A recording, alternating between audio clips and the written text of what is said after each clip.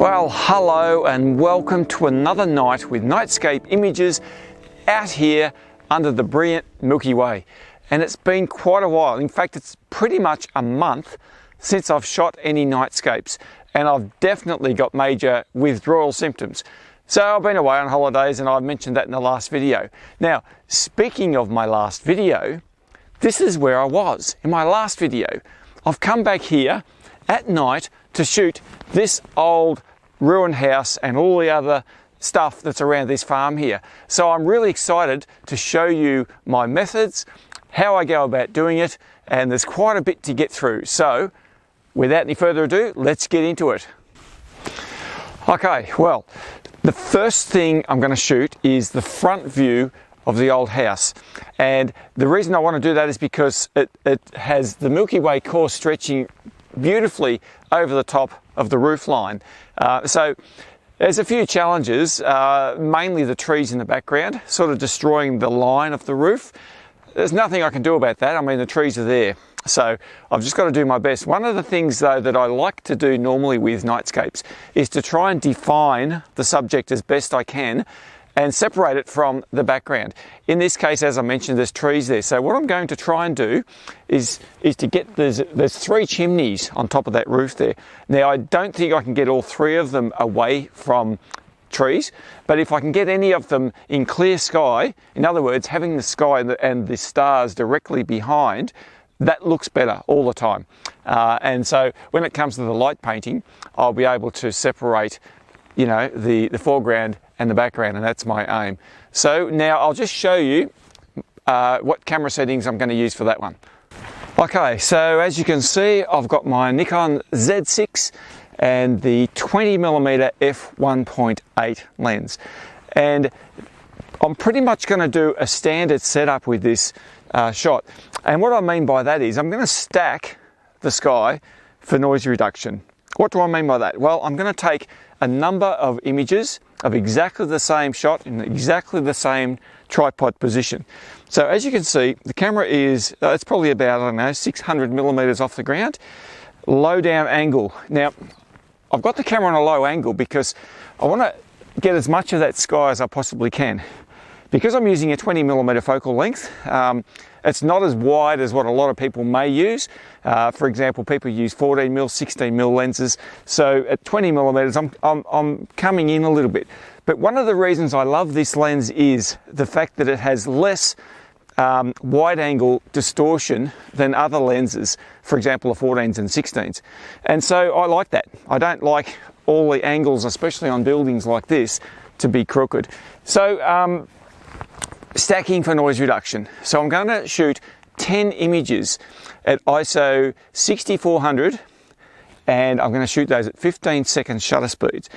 That's going to be for the sky, focused on infinity. And I'm going to use sequator to stack those into one image.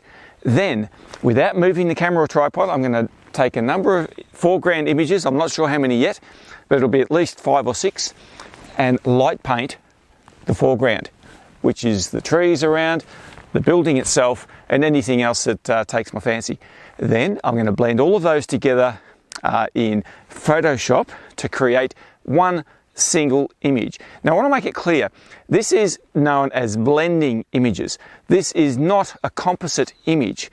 A composite image is when you take a sky from some other location, and in fact you might just download a sky from Google or somewhere else, and replace the background sky.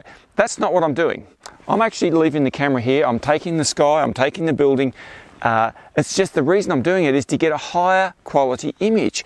If I shot this in one shot, I couldn't possibly achieve the results that I can do by stacking and layering multiple images. So I'll stop down the aperture when I shoot the foreground to probably about f5 or f6.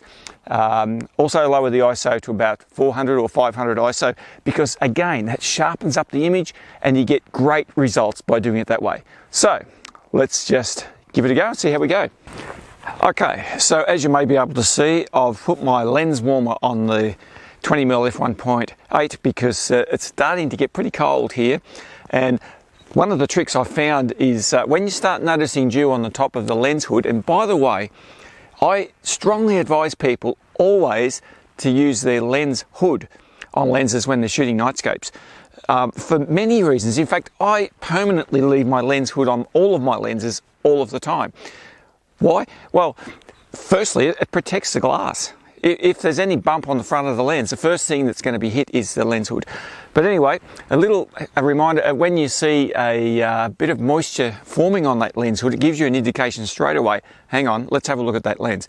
Because plenty of shots I've ruined because I've let the moisture settle on the glass and I haven't even taken any notice. So I've got the lens warmer going, battery pack down here, and I've taken my 10 shots, ISO 6400, f2.8, 15-second shutter speed of the background to stack in Sequator.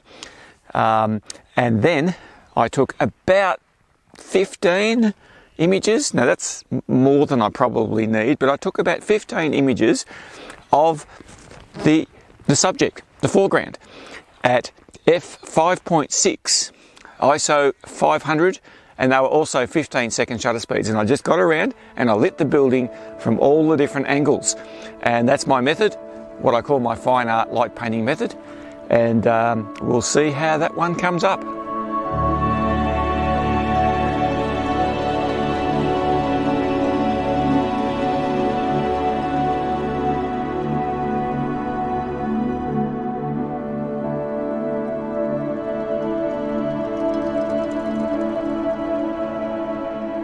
Now, when I was here the other day, right at the end of my time here, I noticed at the bottom of the property there's a dam, actually quite full of water.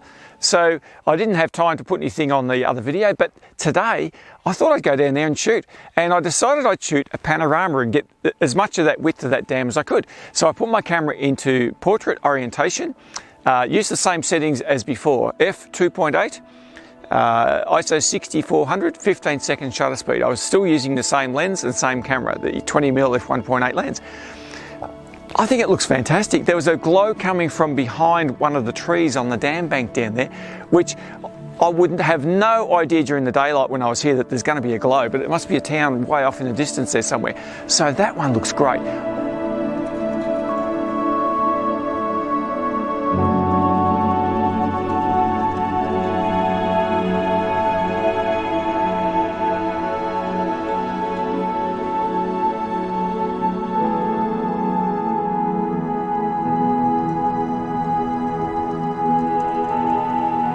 Well, you'll probably remember this amazing structure from my last video, and I'm here now. This is the next cab off the rank to shoot.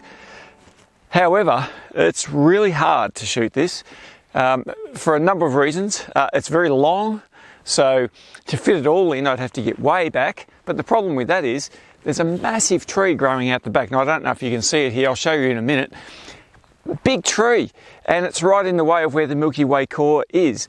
So I'm going to just have a bit of a squiz around and work out if I can get an angle where I can maximise my return, I suppose, get as much of the sky, the Milky Way in, and as much of the structure in as I can. That's all I can do. So I'll just have a look around and see if there's anything I can do about it.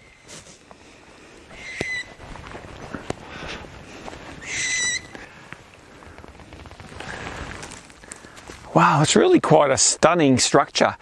It's got all sorts of straw and bark and sticks and logs and wire holding it together. And I reckon it's been here for many, many decades. But as you can see, it's falling over. It's nothing straight. Everything's crooked and on angles. I guess that's part of the charm of these old structures. But anyway, I think I've worked out my composition. And I'm going to get the Milky Way core in this side. There's an old drum over here. I'll just show you that and a few other things. Yeah, so as you can see, there's this old, I think it's a water tank, sheet metal, corrugated iron. And I actually don't mind them because they light up quite well when you backlight them or side light them. The last thing you want to do with this sort of structure is to just light it all blindly from the front. I've talked about this plenty of times before. But when you get off any angles, you see the ridges appear in the tank, and you see the timber with a bit of structure in it with the light coming from the other side. you know, the last thing you want to do is just flat light it. It's like deer in the headlights. So what we're trying to do is backlight and side light as much as possible. So as you can see, I've got my camera quite low to the ground, shooting up over the gap that's between the trees in the background. So I'm getting this end of the structure with the water tank, and I'm going to be shooting with the intention of stacking for noise reduction again. So I'll be shooting the same as I did before, 10 shots at 15-second shutter speed, f2.8 aperture at ISO 6400, stacked in sequator. And then I'm going to be shooting a number of foreground subjects of the subject matter at the front here, lit from the angles as I mentioned earlier, blend them all together into Photoshop to create one final image. So let's see how that one comes up. Wow, it's awesome. It's an absolutely fantastic structure. And I'm going to shoot it right now.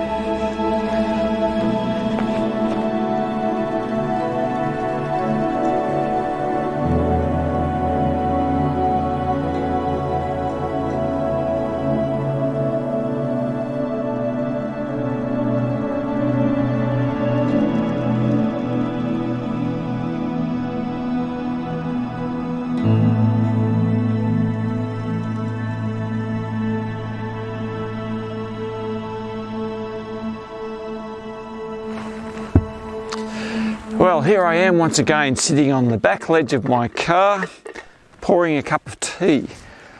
Oh, I'm about halfway through shooting tonight. It's been pretty tricky, to be honest, just because of the angles. There's so many trees, so getting around those trees is proving difficult. The core, I'm always amazed at how quickly the Milky Way core sets in the western sky. So I've been here for a couple of hours, and in that time, I know it only moves at 15 degrees per hour, but it feels an awful lot more than that, I can tell you. But I haven't given up yet. I'm still going. Got a few more shots to take. And in the meantime, I'm going to have a bicky, cup of tea. Can't beat it.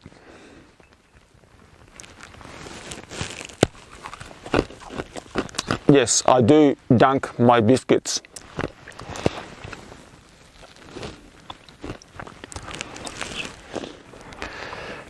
Well, here we are at our next location, this ruined old stone hut. It's really well exposed to the night sky behind, although I'm running into a little bit of a problem with the Milky Way core setting, as I mentioned before, at lightning pace tonight. It seems I can't keep up with it. And that's really only because of all the trees and the other obstacles that I've had to encounter. I don't think I'm going to be able to shoot everything I wanted to. In fact, I think I've probably bitten off a little bit more than I can chew tonight.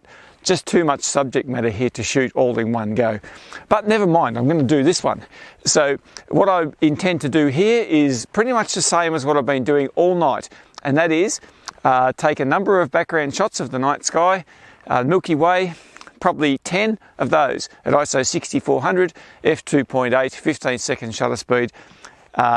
Blend those together in Sequator software to get a nice noise-free background image.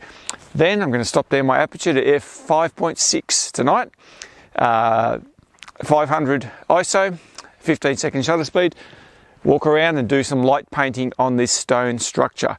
And when I do that, I love stone, by the way, because of the lines. Now, one of the critical things when you're lighting bricks or stonework in particular is to get the light on the angles, because if you do that, you see the mortar lines. Now, having said that, the mortar in this building is not very good.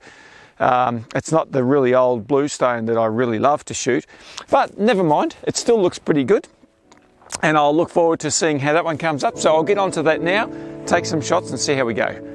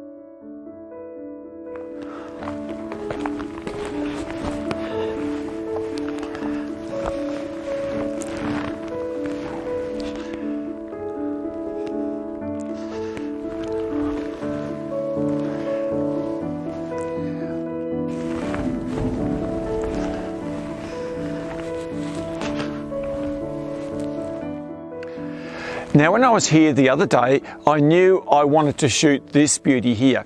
I love this sort of structure, rusty old tanks and metalwork, and it was facing in the right direction.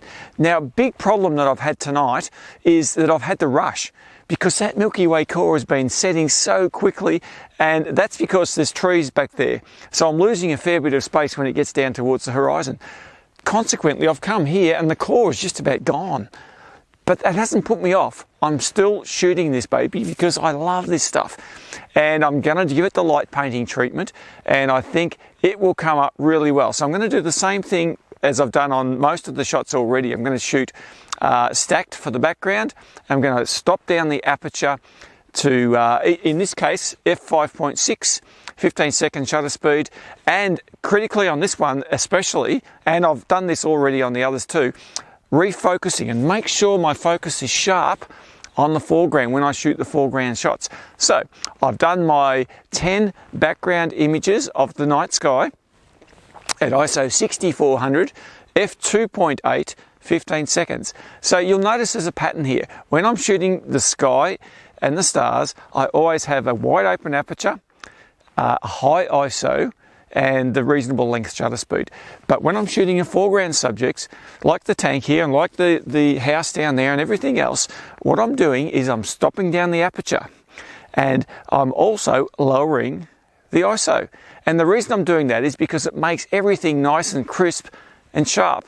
Also, when I'm doing the light painting, it doesn't blow out anywhere near as much as it would be if the ISO was higher.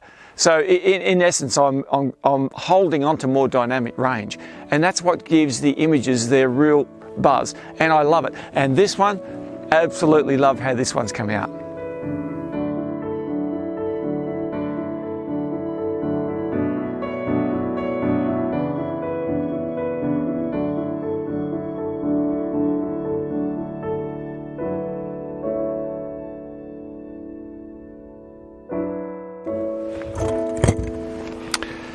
All right, well, there you have it. Another absolutely fantastic night out under the stars comes to a close. But you know, I've so enjoyed myself out here. It's been probably a month since I've shot under the stars, and the sky tonight was just absolutely brilliant. But I did have a few issues. I think I just tried to do too much tonight, and maybe that's a lesson I've got to learn sometimes, you know.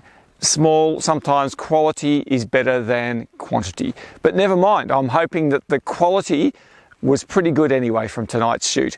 Okay, well, thanks very much for watching. Always very much appreciate the fact that you do. And next time I'm out under the stars, I'll be looking for something a little bit different. So I'll look forward to seeing you guys then. See you later.